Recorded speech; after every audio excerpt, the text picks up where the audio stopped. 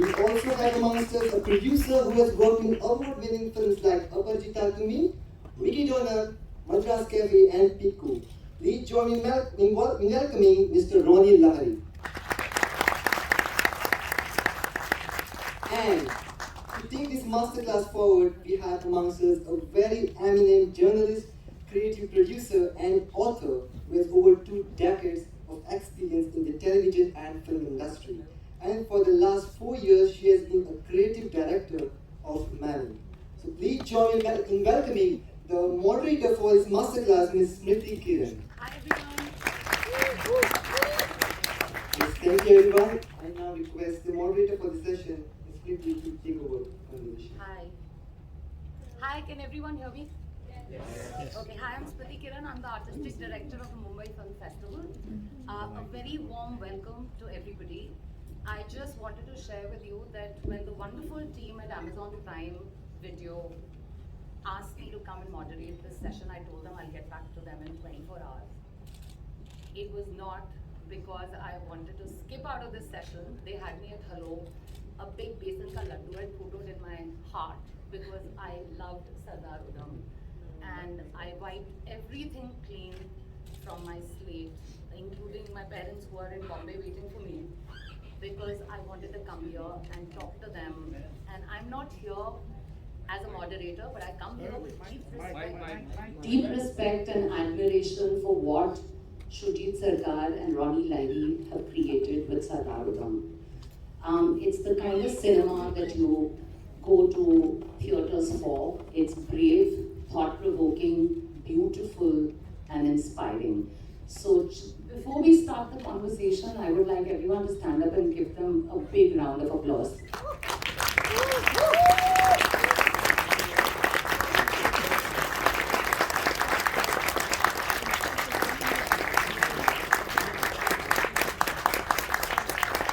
Thank you, everyone.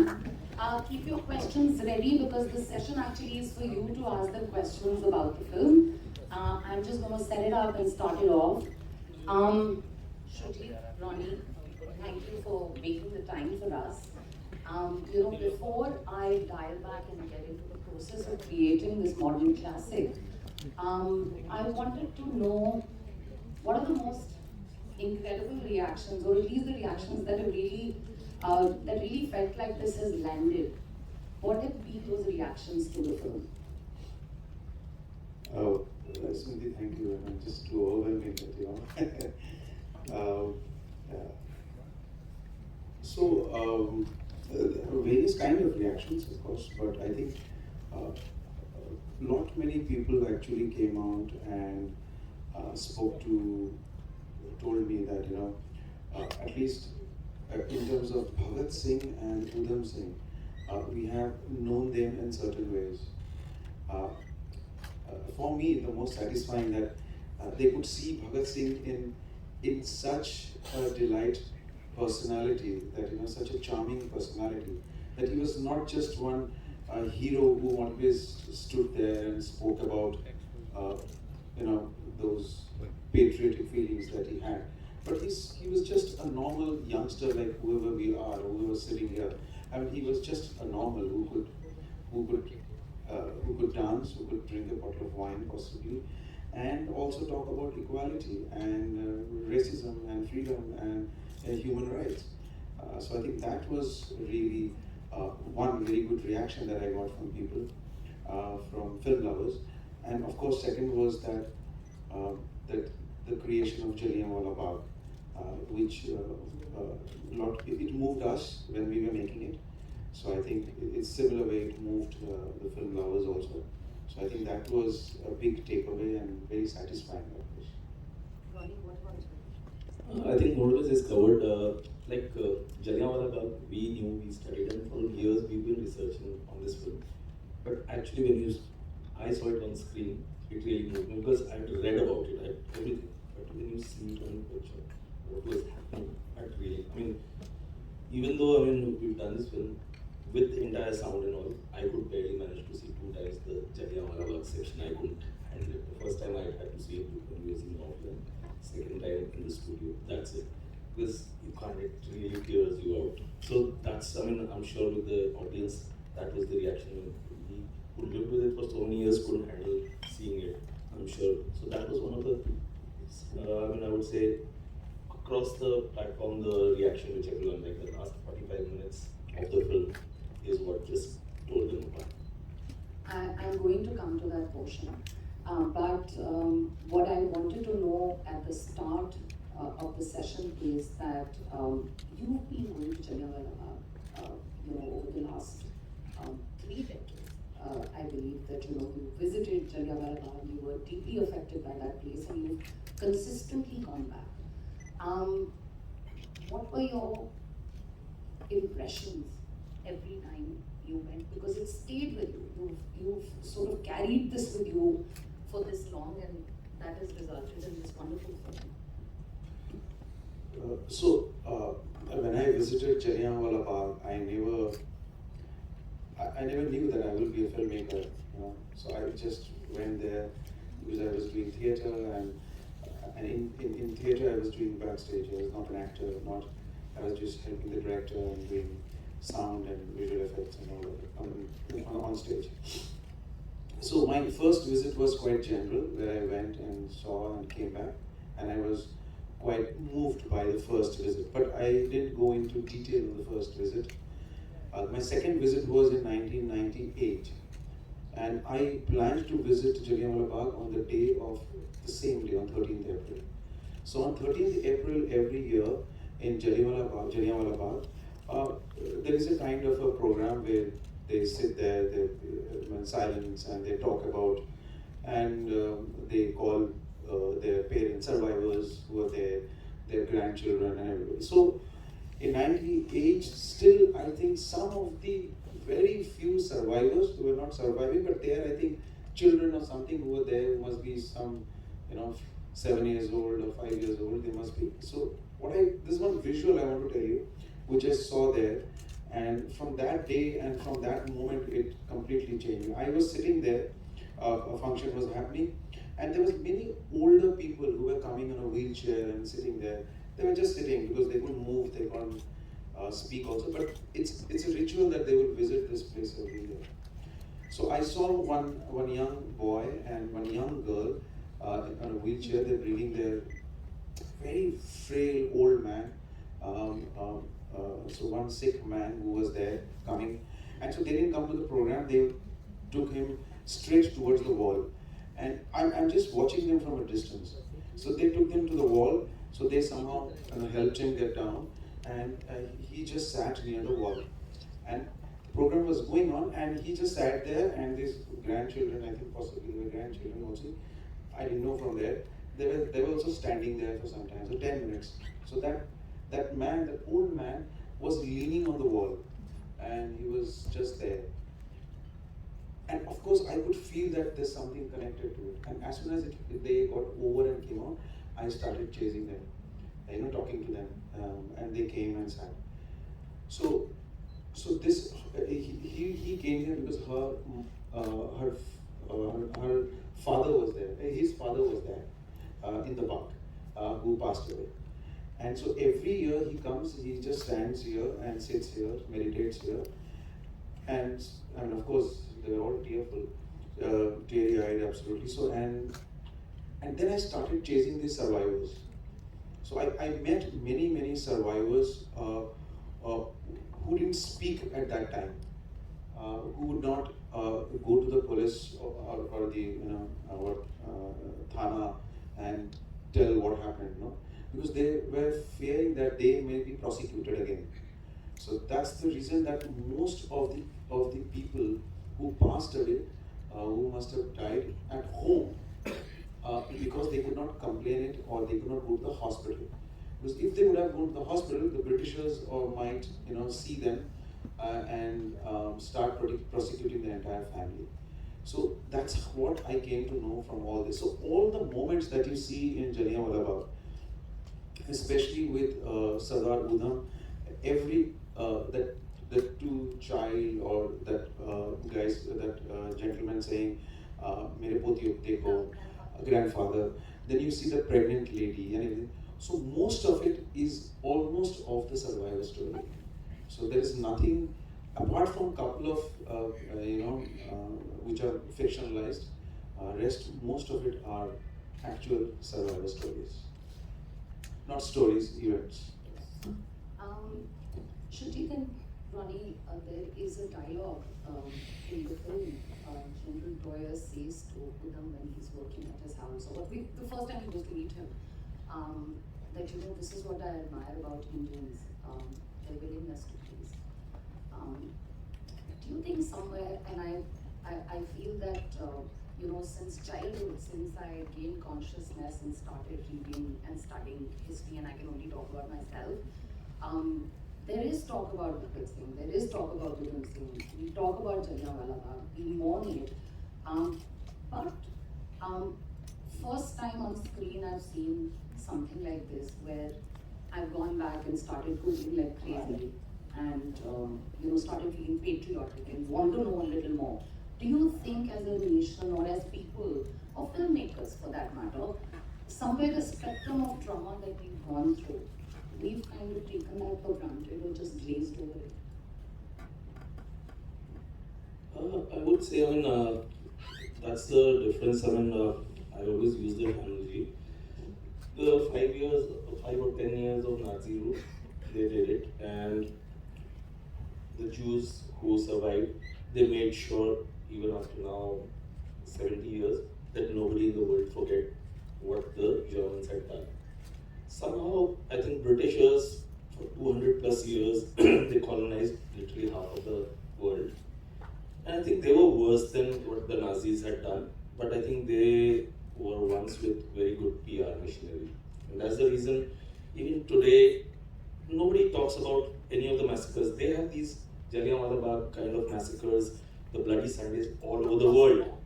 So you have in Indonesia, you have in Malaysia, you have in Ireland, the Bloody Sunday, 2 Bloody Sundays happened over there. But somehow, I don't know how they've just managed to keep it away from the focus. Nobody talks about, recently there was this whole thing about the Black Lives Matters and everything. But honestly speaking, now the can of worms has opened up in UK. If you look at it from racism point of view with cricket, with Yorkshire, what has happened up. So I think it's high time that people from these countries, from the erstwhile colonies of Britain, which is under Commonwealth, should come across and bring about that history also. Because Britain, the younger generation of British, we don't blame them because their forefathers have also hid it under the carpet. So they also don't know their own history. So it's given a different kind of spin over there. What they did was good for the mankind. If you remember the line, which is actually a Rudyard Kipling line. The burden of the white man. The burden of the white man. So somewhere down the line, if you see, that is the problem, because even today the younger generation feels that they have the responsibility towards the rest of the world, that superiority complex, because it's kind of a thing which they have been taught over there. Probably we've been taught over there that they are superior, so we always look forward to their approval. Like if you talk about the Oscars and everything, why can't we be happy with what we've created over here? Why do we have to get an appreciation or approval from a white man? So that's something which we're talking about is there. And the Oscars are the thing for we're wanting to compete. I won't get into that. But I want to hear it from you and not just my perspective. But why do you think it's important to save history, and why is it important to remember? Oh, it's very important so that you don't repeat it. I think the most important is that to know your history is that you should not repeat it again. I mean, if you're repeating it, that means, if you're repeating it, then, what is the sense of knowledge? If you think knowledge is everything, then what is the sense of knowledge that, after knowing everything, you are doing the same thing? I think history is, that's why important, and knowing your past is important. And especially for Sardar Udham, for example, and like Ronnie was talking about that, like Black Life Matters, so similar that Brown Life Matters, that he also says. My whole point was that we always talk about heroism, you know, that heroism in our freedom. There's no heroism as a hero. What is heroism? Heroism is only one thing. Heroism is speaking right. That's it. That if you're speaking right, that's heroism. And rather than not speaking about it. So I think that's heroism. So that was the ultimate ambition for us. That, you know, we will present this as ordinary as possible for Sardar Udham also and for Bhagat Singh also. So I think that's where the idea is, and that's where I felt that cinema should talk about not just in heroism as such, but to present a revolutionary as common as possible. It was wonderful because you really humanized him for me. I felt one with him. I could go through, you know, his journey. But there are very brave narrative choices that the two of you, taken with Sardar Udham. The first choice is not to open with Jallianwala Bagh, but to actually have it at the end of the film. There are many, but I'm only going to name a few. Then, any other film, maybe Sardar Udham would have discovered Reshma lying there and maybe put her on the cart and then taken her to the hospital, but we don't see her after that. There are these long silences in the film, and then there are these songs. I mean, there's music, there are no lyrics, and you stayed away from jingoism. Did you not? This is an expensive film. It's your first biopic, period film.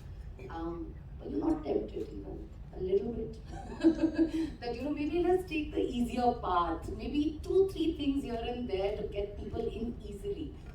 You took the hard path. How did you arrive at that? Were you not tempted at all? Well, I think we wouldn't have done that justice to him otherwise. I mean, somewhere, I still think that there are a couple of places that I could have been, I could have done much better. But I'm still, when I saw the film the other day, I found so many things which are not right. But I will tackle in my next film. But I've tried that in my other films too. While it was in October or in Gulabo Sitabo, I have tried it that not to play to the gallery. So I mean, you make films first. You are your first audience. So you are your first viewer.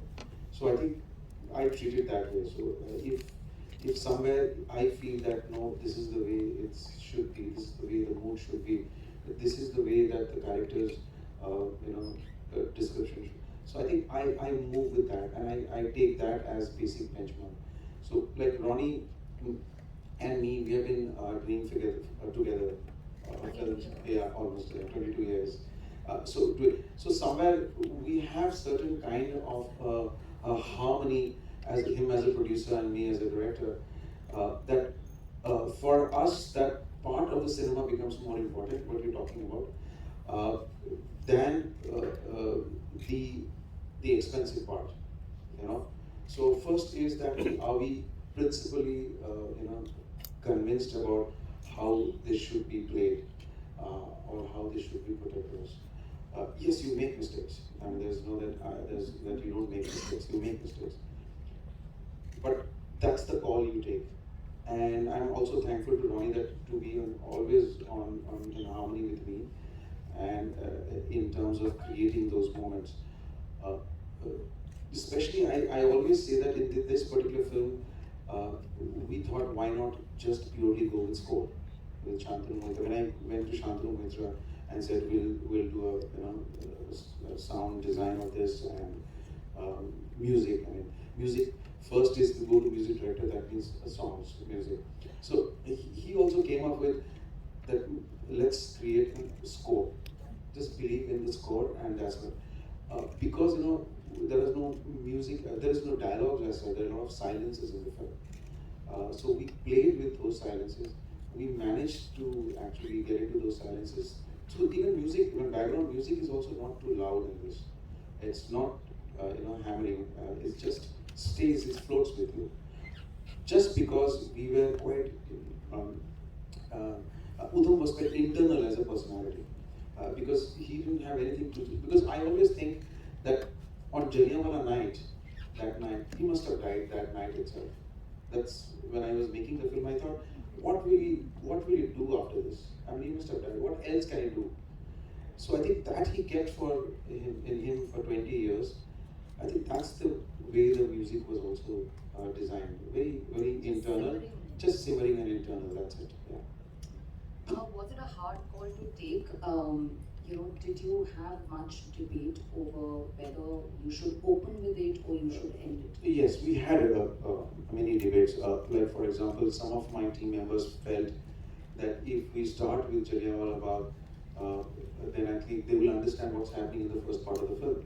Otherwise, you don't know what's happening in the first part of the film because it's so scattered.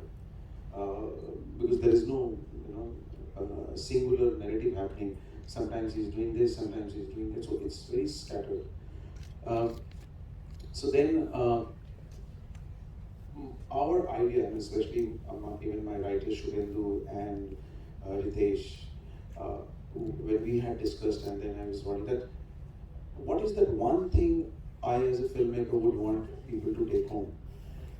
I really didn't wanted to take them home Sardar Udham or Bhagat Singh or anything. I just wanted them to take home Jallianwala Bagh. So that was my ultimate, because I told you that first vision there was that. So everything, that's why it's so long as a sequence. A lot of people have complained to me, why that long? We paused, we switched off. I said, fine, that's okay. You can do whatever you want. The remote is in your hand, you can do.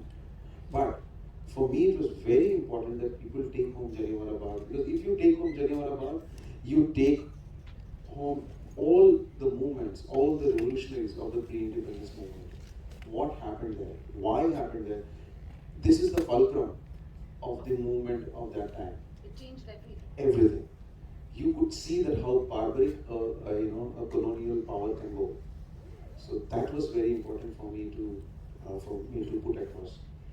I'm thankful that I'm able to put it across. The two writers of the film, Ritesh and Shubhendu, they were in college with you and they did theatre together. When you were putting the team together for this project that you guys have been, marinating in for this long, first of all, I wanted to just find out how did it progress over the last 2 decades? Like in terms of the kind of work that you were doing, along with life, along with everything else that you were creating. And then when you were choosing the team, when you were putting together the team, I remember reading an interview that Ronnie did, and Ronnie said that we knew that we have one shot at this, and we wanted to do it our way. So tell us a little about that. When you come to a city like Mumbai and you want to make a film, you definitely come with big dreams and big ideas. And then when you go in there and then when you're actually deep in the sea, then you're... Yeah, so, but that definitely helped me and us, Ronnie too, that, we came to make a film on Bhagat Singh actually. So that was our main idea, that we'll make a film on Bhagat Singh. That's how we shifted from Delhi to Mumbai. But at that time there was a surge of Bhagat Singh film, then we just said, now what? I told I had to make this film in any case. And with that we started also studying about Sardar Udham. So what happened was this last 20 years, we also got involved because making this film in our own terms was not that easy, because we had to go through other conventional way of putting it, mounting a film. So how to cut across everything and make a film on your own terms. So I think what it did was this 20 years, we kept nurturing this film. So, and what happens when you have an idea, so, and if that particular idea is there in your head, back of your head, if you keep working on it and you keep thinking on it, something or the other, you start getting really tight on the, and hold on in terms of certain thoughts that you will play on. Like for example, the kind of Bhagat Singh that I came and wanted to pitch in, if I would have made Bhagat Singh, was this Bhagat Singh. And what helped me in this Sardar Udham, that I could make a film where I have Sardar Udham, I have Sardar Udham, I have Bhagat Singh, I have Jallianwala Bagh, and I have the entire British colonial world and their legal system and everything about their role at Act, what happened Jallianwala, what happened before that, what was happening in the Second World War. So I could cover almost everything. The whole spectrum. Yeah, whole spectrum. So I think that helped us nurture in this last 20 years. And also the team. Oh, yeah, of course. See, team, mostly my team is from my Delhi theatre. The Shubhendu is also from my Delhi theatre group. Ritesh is also from my Delhi theatre group, Act 1. We have all worked under Mr. N.K. Sharma, who used to be our director. He's still there. Even Shantanu Moitra is my college friend. So we have started music together and advertisement together. So we grew together. Obhigda we know because Obhigda has worked with Mridal Sen and Ritu Panda Ghosh and many other directors. So with him also we have very deep collaboration and very long. My costume, Veera, she was my assistant. She came here in Mumbai as my she started as my assistant. From there, she became a costume designer. Same with Mansi, my director, my first film onwards. She is there. So it was like a family team. My EP Kumar, he is also there. Ronnie, I know him for the last 22 years. So it just makes you easy to talk, understand, debate. There is some fine line which you can really sort it out, which is very important. Otherwise, it will take a hell lot of time to explain what's there in my head. So that's a very difficult part for a director to explain everyone what you have in your mind. So yeah, that's how it is. How fantastic that you found your tribe pretty early and have worked with them consistently. Now coming to Jallianwala Bagh, this unflinching, unsparing look at Jallianwala Bagh, 45 minutes plus sequence that nobody saw coming. From no violence in your films to sitting behind the camera with a bucket of blood on either side and then kind of spilling that blood everywhere that you felt that there was a lacuna in the shot.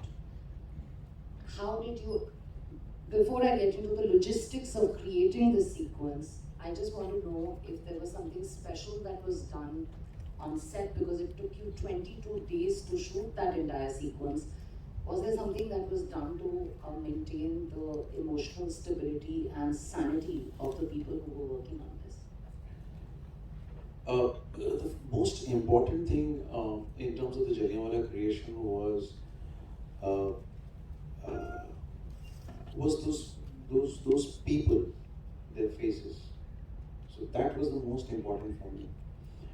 Of course, in terms of putting up as a film, in terms of the location and art and cinematography and everything, all the gizmos that it takes to create that. But I think the most important fact that I was able to pull this off, it was one was of course Vicky and another was these all many artists who were in a pool of blood lying there and performing and their faces. So they were actually from the deep villages of Punjab, and of course some of them. And in Punjab, Udham and Jallianwala is every household's folklore. So to get and to those faces, and it was not easy. For example, for those two girls or the boys, somebody actually stepping on the boy was not that easy to do for me, and also for him to shake. And also for him to just be in pain, and being there for 6 hours, 7 hours, lying there injured. Because immediately after the firing, nobody could do anything. Because there was almost like a martial law and curfew. So you had to wait for the British armed police to clear off. And then I think the survivors, the people who came to rescue them. And also everybody did come that night because as I said, they were scared of being prosecuted. So very few people who came. So and after deep night, 10 o'clock, so there was a rumor in Amritsar that they are coming back again. So there was a rumor. So that rumor actually, also were a huge hindrance to people to go out and fetch the injured. So these faces, what I got and cast from different kind of villages, I think that was the real key factor for me to pull off this Jallianwala Bagh massacre sequence. Ronnie, how did you get these faces? And there were, I believe, some Katka players that you got. So, because as I said, that little boy, when the bullet hits the impact, the fall and everything, so we had to get these kids from local Gatkas. Gatkas are these martial arts schools in Punjab. So these kids are trained. So they would come and say, okay, can you fall like that? And they would do anything you told them. And the most important thing, as we said, was that we went to the villages, because those spaces are still timeless. Because the moment you're in city, you have a certain kind of fashion, so your haircuts and everything. Those people are timeless who are in the villages. Faces are burnt because they are all working in their farms and everything. So that real thing had to come through. Because we did, as I said, I mean, it was a one shot. We didn't want somebody to say, look at his sideburn or look at his hairstyle or something like that. Didn't want to go wrong. The minutest of detail we tried. I mean, the only thing we can say is we could have made some mistakes. But one thing we can purely say is, I don't think so in this film we made any compromise. That was very clear that we didn't want to make any compromises for any reason. So that you did everything that you could. Now, if there are mistakes, it's not for lack of trying. Yeah. But 22 days while shooting this, it might have taken an emotional toll on. I mean, it's very, very hard to watch, but you can't look away because you're also watching something that you keep hearing about, but you've never seen this. It's the first time. Of course, in Gandhi, you see maybe 5 minutes of it, but you never see it from the point of view of the victims. You never see, and also kids getting shot.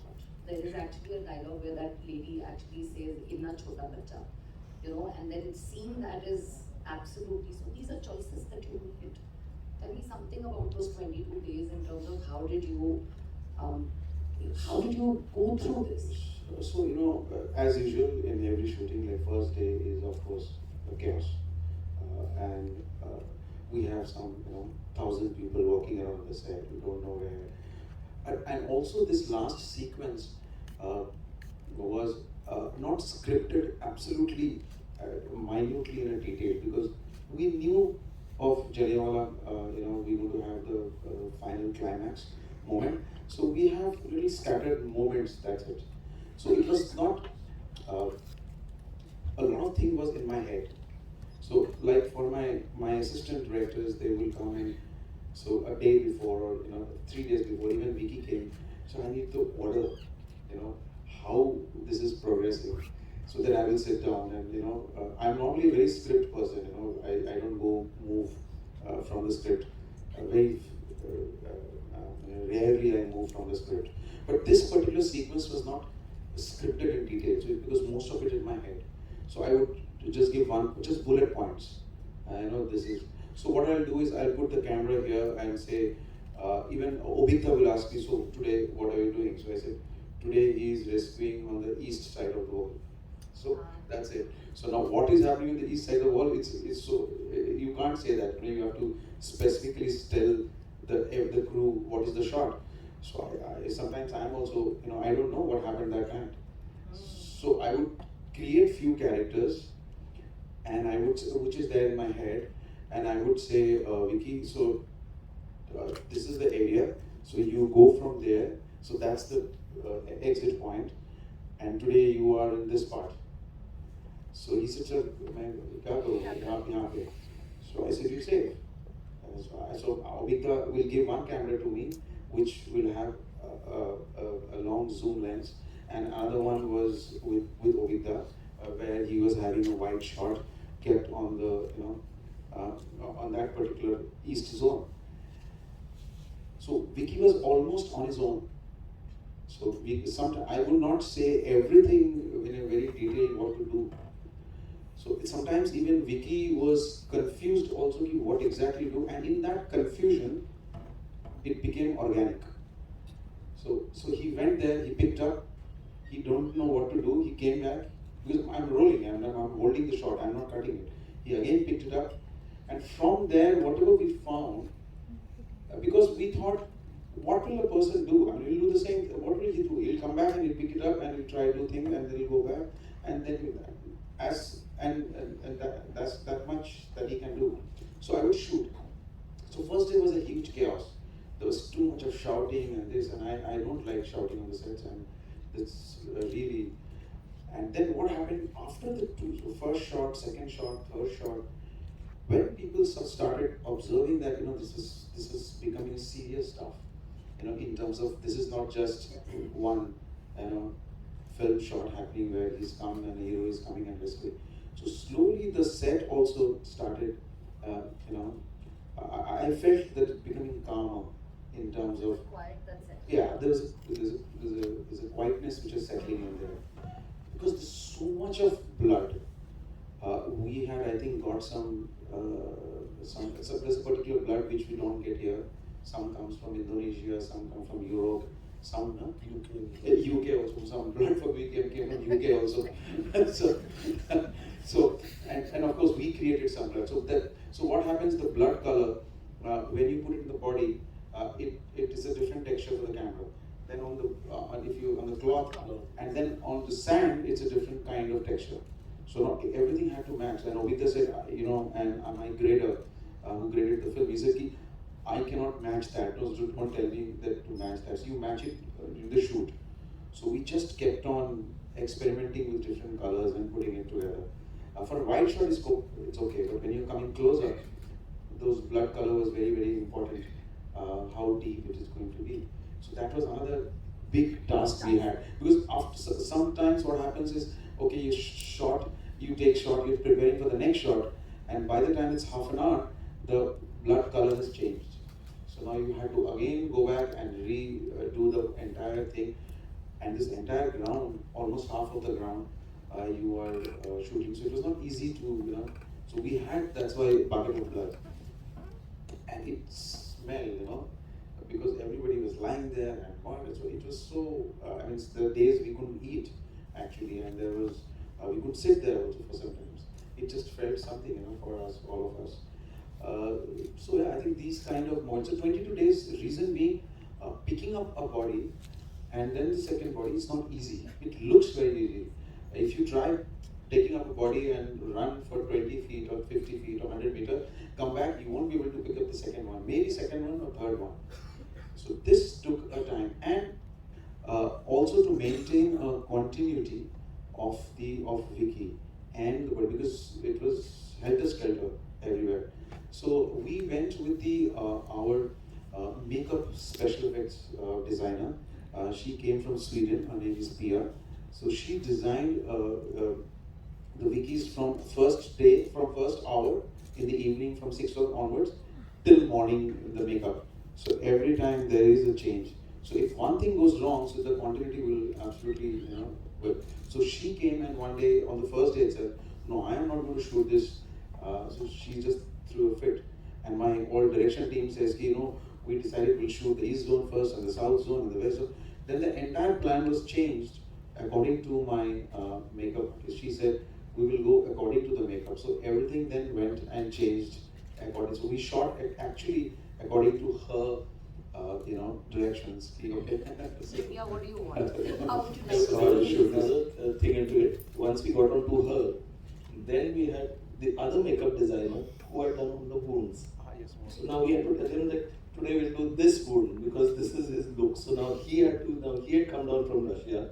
So all the wounds, like you've seen the hand falling off, so he had created the actual hand and he got it, the legs and everything. So he had to again be told that this is the wound, this is the kind of blood. So he had these various techniques, which was like a pump machine. So the wound is here, usually how the blood is still coming out. So he had to pump it from behind the blood coming. So he had to be coordinated, So after a point it was their schedule and we just had to shoot. I still have a jeans with me as a souvenir, which is just a lot of blood on it. Covered in blood. So I just kept it because every day we come home, every year just below waist, it was just blood all over. So, and you were right when you started off that I've not done a violent film, and I don't watch too many of violent films also. So for me, like my assistants would come in, this is not you. You're not a person. You're not the same. What you're doing. So I said it's needed for this film. So I think that's what we are doing it. So that's how it was. You also had to, because there's some 200 dummy bodies that you guys created, and you had to really be careful about the material with which you created those bodies, because they couldn't have looked stiff, and there was a certain kind of way in which they needed to fall, and there were storyboards that were created, at least for those sequences where you knew that these are the particular people who need to be rescued. How did you go about doing that, selecting the kind of stories that you wanted to particularly focus on? Of course, he was rescuing continuously, but there were also certain things that came into focus. I think the events, as he said, were mostly from the survivor accounts. So we went through a lot of research, especially if you look at the Hunter Commission report, where you have a lot of people. So from there, like there's this lady who is pregnant and who comes and in the end. Looking for her husband. Yeah. So that's an actual story of this lady called Ratan Devi, and it is part of a Congress report and Hunter Commission. Yeah. So we had to follow those were the things, and as you said, a couple of them we improvised. Yes. So those dummy bodies. So I asked my art director. So I'm saying, so what happens? We have a foreground shot. The focus is on the foreground. So in the background, so my line producer and EP also, Kumar, he came. Why do we waste so many people as all actors, junior actors, and at a distance? Why we make them sit? So we devised that. Let's create some dummy, basically mannequins kind of. So we created those textured, and also we had to dress them, and also place them at a distance who are not moving. So we created around 200 to 250. So every day people will, after every day shoot, it'll, of course some of them will get spoiled, but then somehow we managed it. So later on we saw some shots where we can see the legs coming out, where there is no leg, So because they were mannequins, so we had to create that. I think normally in shoot that we have learned from, of course, some of the special effects from European countries and European filmmakers and stunt directors also, and special effects artists who told us about these techniques that we do. So that I applied. And of course, for creating the Jallianwala, I think the only reference that was for me was Richard Attenborough's Gandhi. Yeah, because we don't have any other reference apart from the actual place what we are. So Richard Attenborough's Gandhi was definitely a very, very a solid reference for us. Rest, of course, we watch so many films from Hollywood to European films, and so many films was used as a reference. Apart from the British Archive and our archive, National Archive, all the documentaries, and then Pathe was there are a lot of footages and visuals. So Getty and all that we had to use as a reference point to create that. Shoojit, you were very, very, certain about the fact that you wanted this length, and I know that there was a lot of debate about the length of the scene as well. From you started a day before the massacre, and then went all the way up till the morning after. Tell us about that. What was that conversation? And you didn't spare even like a second that was shot. You were like, I want all of it here. I want this in the film. Yeah, I think more or less all the shots are there. I think we have not. So it's it's very, I don't know how to explain this. Of course, you can. Duration is a very subjective issue. A lot of people debate with me in terms of duration of films. You know, it has to be that much. It has to be that much. Like when I was doing October, it has to be in 2 hours. The audience will get bored and they will go out. So then my point is, I mean, for example, when I work for a film, so my inspiration normally for every film is a Vilayat Khan or music or a Beethoven, you know, which is a huge long piece of 25 minutes. You know, it's not a 3 or 3.5 minute song. So just, I mean, how would I explain somebody a Beethoven piece, you know, or a Vilayat Khan piece? So those are my inspiration music during shoot. So that music takes almost 10 minutes to just grow only to before it comes to the climax or the end part. So you know, so it's a very subjective thing. So yes, you have debates and talks, and you know, sometimes we also, me and Ronnie also sometimes debate how much and what not to do it, how much to keep it. So because of course there are some pressures which come from cinema theaters also. You know, they will switch on the lights. Sometimes they will not let, because they have a next show to catch on. So those sometimes are very disturbing also. It happened in Piku also, or say for example when we did Pink, before the lights came on, there's an end poetry which comes on, by, you know, voiced by Mr. Bachchan. So we wanted everybody to listen to that. So we had given written special instructions to cinema theaters: don't switch on the light when the credits starts rolling, because there are many people who want to see the credits and there, because most of the people don't. They go out as soon as the credits are start rolling. But it's important for us, for makers, you know, that you stay and look at and see those credit rolls coming up. So I think duration is a very, very subjective issue. The way it's up to the makers who's creating it and how much he wants you to experience that. It's designed for that. So there are many films which are really long and we could watch it. And I'm surely and as I'm growing old, I'm becoming slower. So you know, so I'm enjoying that, and I'm really in my films you can see these reflections. So you can say, if you're asking me why it's that long, because of my age. Vicky was faster. He was younger by 11 years. So the next one will be slower. I don't want to tell you, there's a filmmaker called Lavdas who makes 9-hour films. So no, we don't mind the length at all. But I'm also interested, apart from Sardar Udham, I'm also interested in this partnership that you have going for the last 22 years. In an industry where partnerships, usually, and it's unfortunate that sometimes it doesn't work, sometimes success or other things come in the middle of it. But the two of you have been together, resolutely working since the past 22 years.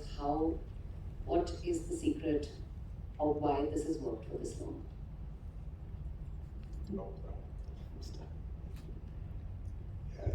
I mean, I don't know. I mean, we don't want to talk about it also much, but why? But I don't want to jinx it. Maybe we'll pick up a few tips. No, I don't know. I'm not. We never worried about it because because we do many other things, so it just keeps us busy. So he like, for example, the entire lockdown he was in Goa. I live in Kolkata. I shifted from Mumbai, so I am there. My passion is football more than cinema. So it doesn't clash. So I think that's what possibly is kept us going for so long. So I think apart from that, another thing possibly would be that we agreed upon so far on whatever we've done. We tuned into actually what we want to speak to through the particular film. Like, I'll give you a very strong example when I was making a film, Piku. So everybody thought that it's a Bengali film. So how could, before it released, so they thought it's a Bangla film, it's a Bangla film. I said no, it's a normal universal film.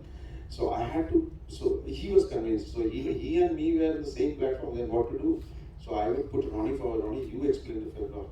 So everybody thought it's a Bangla film. So they thought it's going to run only in Kolkata. So, and I was in a little situation, so it's like that. So where we are, even for when we are doing October, we thought we're going to spend time in that intensive care unit. You know, in ICU there, we will spend time, and the most of the film is going to be inside the hospital. So all that we agreed upon and said, okay, let's move. Like Gulabo Sitabu was, we thought we will be, spending that entire film in that Haveli, old Haveli. Yeah, so I think somewhere there's a harmony that said that we have similar ideas, similar thoughts, similar principles possibly. So I think that's kept us going.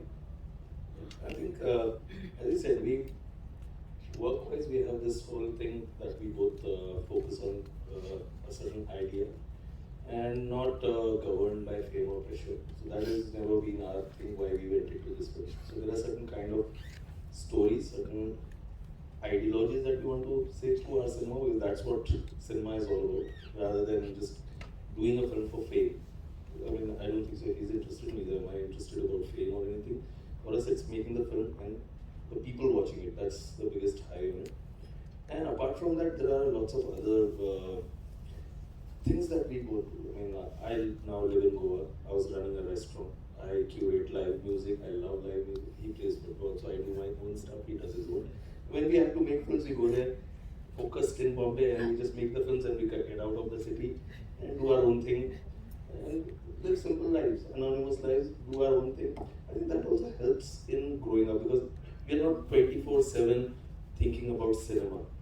So that's a very important thing. I think that's, I don't know if that's the reason. Food, films, football. you've got this Well, covered. it's very also important to have a producer on the film who is not just a producer. People have sometimes have a very wrong concept about the producer. That the producer is the one who is bringing the money. So I think the producer's main job is to support the creative, in terms of, and be almost like a director's partner, to make sure that those visualizations or visions are, somehow it is achieved. So I think that is the most important, I think, for a producer's job there. So we have been trying to follow that producer's and director's job as such in a very right way, not just looking that, okay, just to get the money part. So one last question before I open the house out to questions from the audience. The chilling line from the film that says "Koi Zinda Hai," does that go beyond just the physical act of being alive, or does it speak to a consciousness within a person that is seeking truth and constantly, looking for purpose? It is surely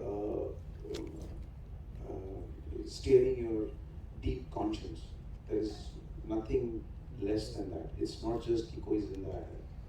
It is definitely to shape me, when I am there, and my voice is through cinema. So if my voice is there in that cinema, it has to be as strong and as direct. And Koi Zinda Hai, you're absolutely spot on in catching that.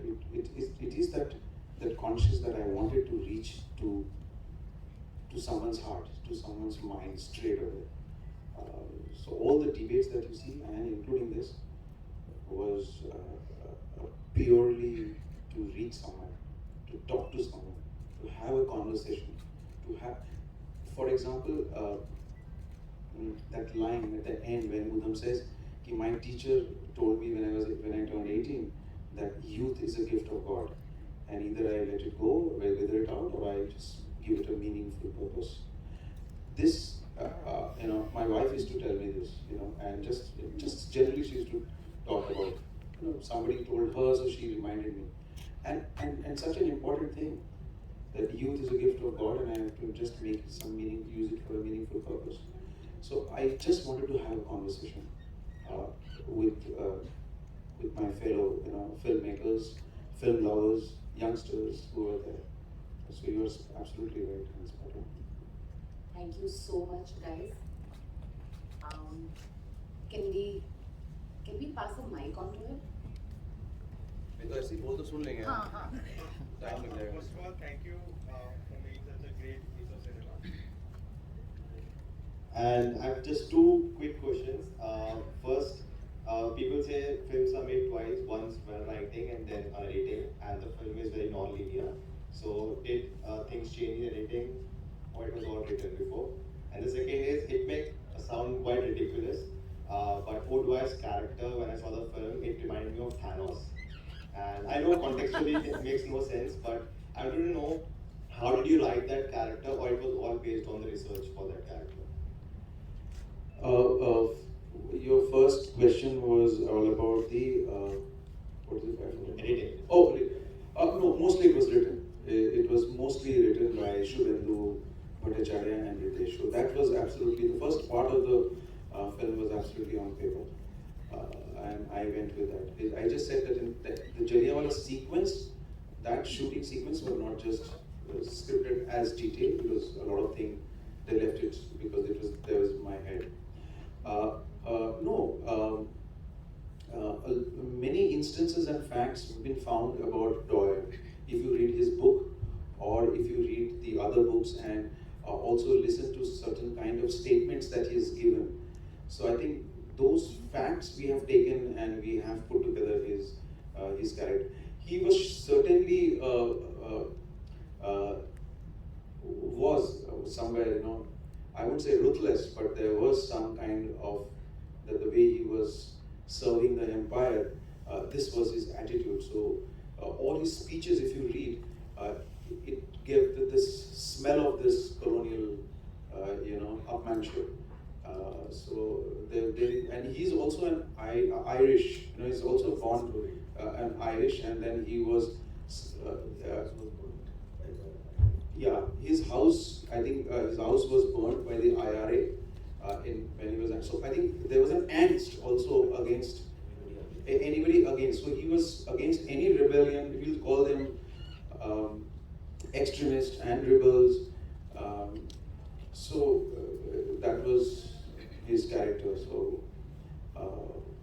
but more or less that's what we got the facts from the research that we got. Thank you. For example, another thing. When Hunter Committee came in report, if you see the film, he says the Hunter Committee report was a bogus, and he says that it was all created by Gandhi and everything that he did, because he didn't come from the only there, and Hunter Committee, because of him, he himself, the Hunter Committee was sent to him the report, and then he did some corrections on that also. So that's how there were some reports done. Hi sir, my question is, sir, is there any, like with filmography, is there anything, like I want to do this, I want to convey this to my audience, is there a particular formula, or is it like just in this film you want to convey the impact of Jallianwala Bagh?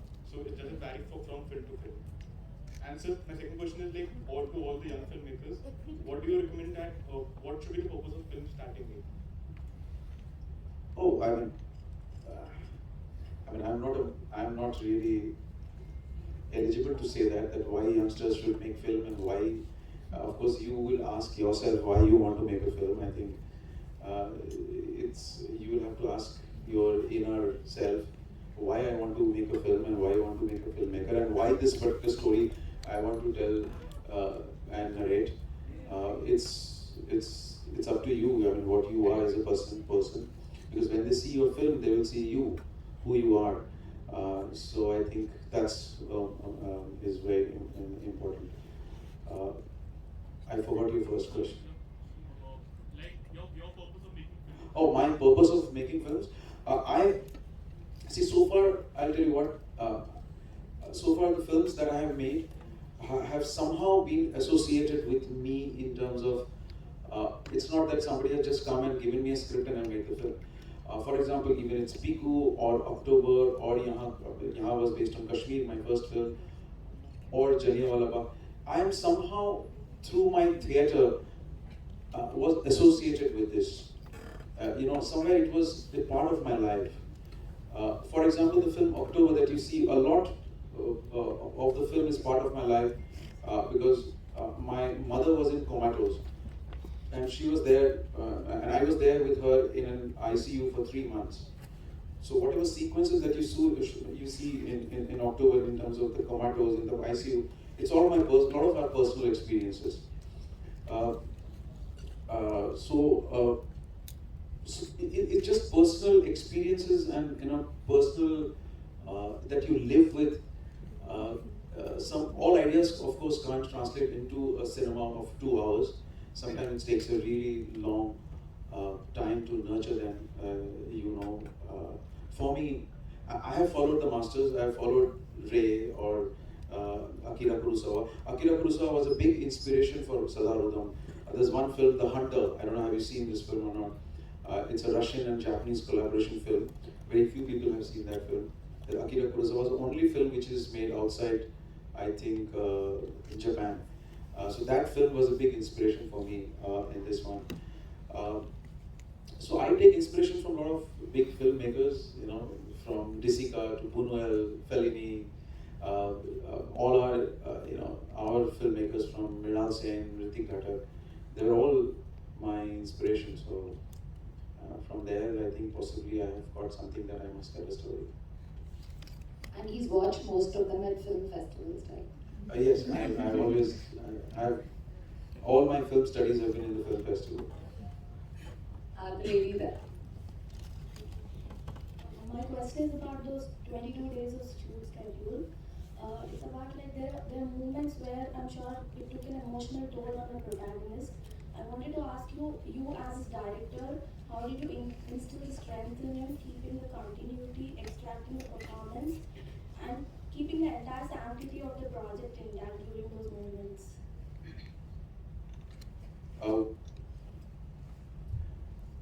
Well, shooting is a process, where every day you have to be really agile and energetic and be positive there and everything flows from the director.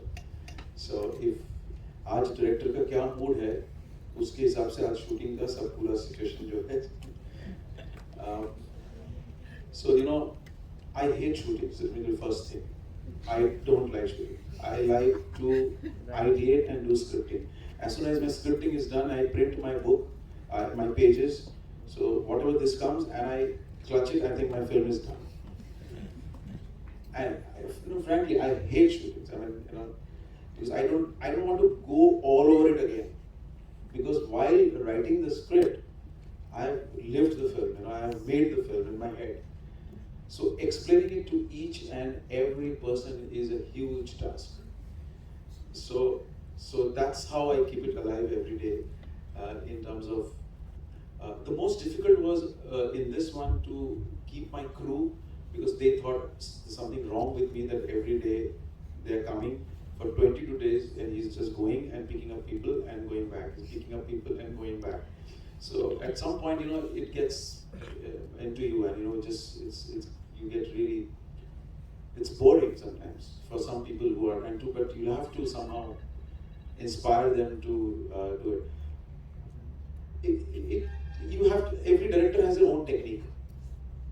There's own way of convincing someone. So there is not particular way that I can convince. You have to manipulate it every day. So every day, every person from your caterer to cinematographer to producer to actor, everybody you have to manipulate as a director, and you do that. So that's what I've done. I'm a doctor, sir, and I'm a theatre person also. I'm running a theatre group. So I am a great fan of your October. I found it was lovely. Like talk to her while Dalbo Honorable. I've seen that and I was so, it's a great film. So I want to ask you, how do you think about Corona times? Could it be picturized, or it was, I have written a piece, A Horrific Summer of 2021. So do you think, how do you see that? Lockdown times, Corona times, and क्योंकि आप उस तरह के test के director हैं कि इस पे बनाया जा सकता है कुछ इसकी बैकड्रॉप में, and it can be a great film. You're asking me to make a film about no. How do you see that? Oh, in terms of the entire lockdown process? Yeah. क्यों अभी गया है sir? वो अभी बिल्कुल अभी भी गया है sir. No, I think we have all experienced, like everyone, I think we have all experienced a similar, we have gone through. So I have not experienced something special about it or something different. I think आप जैसा सहे हैं, मैं भी वैसा ही सहा हूँ.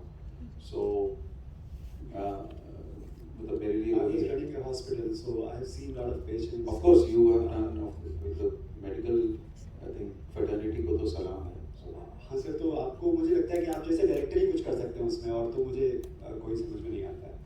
तो थैंक यू, सोचूंगा जरूर. Thank you. अच्छा, आखिरी 3 सवाल क्योंकि टाइम नहीं है. Standing, madam. Yeah. I myself doctor by medical profession. I come from a place where the Indian film industry has taken birth, that is Kolhapur, Maharashtra. Yeah.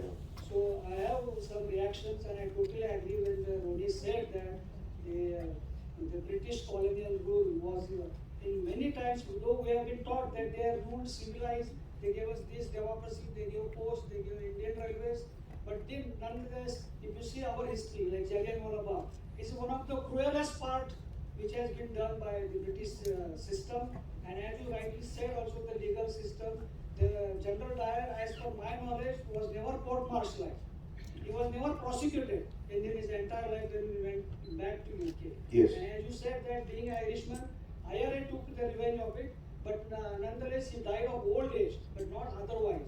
Similarly, now since you have gone back to Kolkata, and the martyrs and the INAs, the soldiers, and those were the actual British soldiers, but our Indian government has not yet recognized, even though now we are approaching the independence, Azadi ka just now ho jayega 75 years ka. But even then, today, the Indian INA people have not been recognized as a patriots. They have not been given any recognition. Neither those soldiers have been offered any sort of relief. So, what do you think about that, Ronnie? See, I mean, with freedom movement, I mean, there have been a lot of people who have contributed.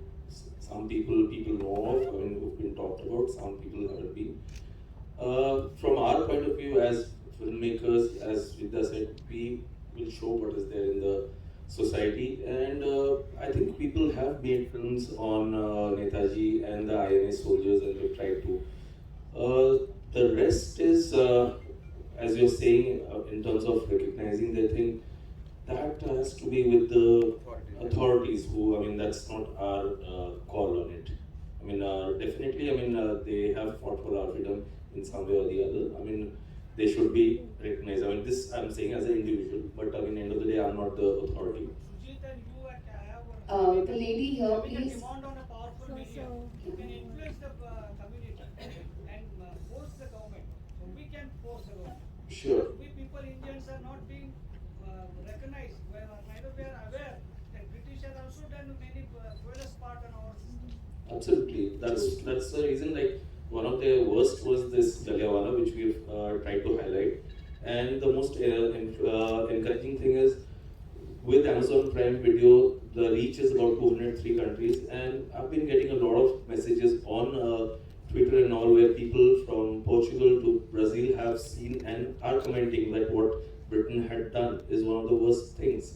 So that is what we can do as makers. I mean, show it. And sir, there are so many young filmmakers present here. I think they are also listening to you. So, yes, I think, I mean, I may not be able to make all the film, but there are so many young filmmakers. Somebody may also make a film on and the point that you're making. Yeah, the lady. Good evening. Hi, Shoojit, Ronnie, Vicky. My question to both of you is, when you live with a story, when you live with research for such a long time, when you write with such passion, how do you decide what you want to leave out of the narrative? It's almost as important as choosing what you want to say through the narrative. What do you leave out? It's almost like a Khan that his life must have been. How did you cut the sari out in 2.5 hours? Yeah, I think that's what took us so many years to make the film. We scripted the film for almost 4-5 years, and research took us many years. I think that's what you do while you are researching. So it's sometimes very difficult. Like for example, let me tell you, I also wanted to include the pre of the Jallianwala night, what happened in that city. So a lot of people don't know. Like for example, when a lot of foreign audiences were watching it, so my whole concern was that they don't know about Jallianwala Bagh. Like they don't know about who Bhagat Singh is. So if you don't know Bhagat Singh, it's difficult to understand possibly Sardar, contemplate or comprehend. It won't be that comprehensive enough to understand. A comprehension issue ho sakta hai. And if you don't know about Jallianwala, why the Jallianwala happened, what was Rowlatt Act, why Rowlatt Act came, what happened in that city for the last 10 days or 15 days, who was Satyapal and Kichlu, why was Gandhi arrested in, Mahatma Gandhi arrested in Meerut, not Meerut, somewhere outside Haryana, when he was entering Punjab. So all that I wanted to do it, but then I'll make it for sometimes, maybe a series or something. I will do it. There are many things, many facts which are still can be, spoken about. Last question. Can I ask a काम कर question? रहा है शायद, आप देखिएगा. Hello, yeah. Hi, I'm Deepak Lobo, a Goan, work in Mumbai. Thanks to you for thought-provoking interaction. Thanks to Smriti. Ronnie and Sujita, I want to compliment you for being a flag bearer for being content-head or content-headed, content-driven cinemas over the years. So can we have a loud applause for them for being the flag bearers for content bringing in. So this is for all youngsters. Otherwise, we have been a star-driven cinema. I would like to ask Sujita, you made a film, you had a punchline, no is a sentence. No means no. So have you ever said in life strongly no to something? Probably all the time. So, I mean, you do it quite often. So it's very, in this platform, आपके साथ मैं बाहर मिलके बताऊंगा क्या-क्या चीजों के लिए no बोला है मैंने. So, but yes, I mean, you do that, and if you do that, it's, yeah, you have to learn to say no. I think that's very important. Yeah. Can I ask a last question, please? Yes. Yeah. Okay, thank you so much. Probably I'm going against the grain, but knowing that you're very open and blunt to ask this question, thank you so much. Okay, I have two questions. Can you bring loud mic here? Yeah. Okay, I have two questions. The first question being, and you have said it in many interviews and also in the movie, we never get to know the psyche of Udham Singh because it's not been written and it's what you have shown is what we get. But I was just thinking the information about the IRA or HSRA was not being shown as much as we kind of expected. Was it a deliberate decision? Because I thought, I shouldn't say I think so, but isn't that a fair thing to know more about the IRA or HSRA in the film? So that's my first question. Yes, you are right. HSRA was very important to bring it in, and we, and IRA also, we do bring it in. HSRA, it comes, in terms of a lot many part where Udham says that my HSRA, my party, or it's over, and also when his investigation is on, Inspector Swain, he comes and he says HSRA, Bhagat Singh, and who are you associated with it? Even Eileen Palmer, who's that lady who was a part of the Communist Party there of London, she also mentions it. We have mentioned it, and also a lot of it we left. We remember me and Ronnie was discussing about all that. We left that we may go home, and sometimes we watch a film and then we go home and we do our own study to a little do it as So whatever was needed, I put it across. And whatever you see, it was as much deliberate there, deliberately, put there, yeah. Okay, my second question, bit of No, a technical. we have to ration this. I'm so sorry, but you ask your question, then I'm ending the session. I hate to do this, but so sorry. Yeah. Sir, talking about history, can I have a mic? Yeah. Yo, take my जहाँ पे आपने भी बोला कि young generation को भी पता चलना चाहिए बहुत सारी बातें जो हो रही है या हुई थी पहले भी मैं कुछ पॉइंट्स यहाँ पे रखना चाहता हूँ जहाँ पे जो डेलीगेट्स हैं जो बाहर से भी आए हैं, गोवा की हिस्ट्री भी उतनी ही अच्छी, मतलब बहुत ही हिस्टोरिक पीरियड रहा है, जहाँ पे 47 में इंडिपेंडेंस हुआ था भारत का, लेकिन 14 ईयर्स अहेड 61 में गोवा को आज़ादी मिली थी। तो उसके ऊपर भी शायद कभी अभी तक फिल्म्स नहीं बनी है। क्या रीजन हो सकता है कि गोवा स्टेट तो छोटा है, लेकिन हाँ गोवा में रीजनल फिल्म नहीं बन सकती क्योंकि उतना पैसा नहीं होता है, उतना फंडिंग नहीं होता है, इसलिए क्योंकि विजुअल इफेक्ट्स और बहुत सारी चीज़ें रहती हैं। तो एक आपने जैसे यूनिवर्सल फिल्म्स बोली, तो इसके ऊपर कभी या फिर कभी ऐसी स्टोरीज आई है आपके सामने कि हाँ गोवा के ऊपर भी फिल्म बननी चाहिए, गोवा लिबरेशन? नहीं, बिल्कुल बनना चाहिए, लेकिन मैं आपको सबसे पहला आपको कारण बताता हूँ। अगर फिल्म नहीं बना रहे हैं लोग, पैसा कभी एक कारण नहीं हो सकता है कि कोई फिल्म ना बने। ये मेरा मानना ये है। बहुत ही पैसा कभी मनी वो कभी डिफाइन नहीं करता है कि ये सिनेमा बनेगी कि नहीं बनेगा। मैं ऐसे बहुत फिल्म बता सकता हूँ आपको जिसके अंदर लोगों ने अपने घर से सामान लाके फिल्म बना लिया है किसी तरह से।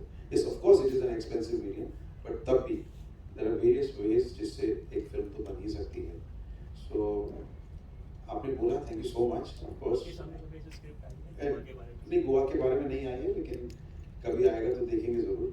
क्या होता है कि एज ए डायरेक्टर जब भी कोई फिल्म बनाना होता है, सो सबसे इम्पोर्टेंट चीज़ होती है नॉट जस्ट कि कुछ एक आइडिया मैंने लिख लिया, उस आइडिया के ऊपर क्या मेरे पास एक स्क्रिप्ट है, क्या मैं उस स्क्रिप्ट को मैं 1.5 घंटा या 2 घंटे के लिए मैं उसको बोल सकता हूँ क्या उस कहानी को।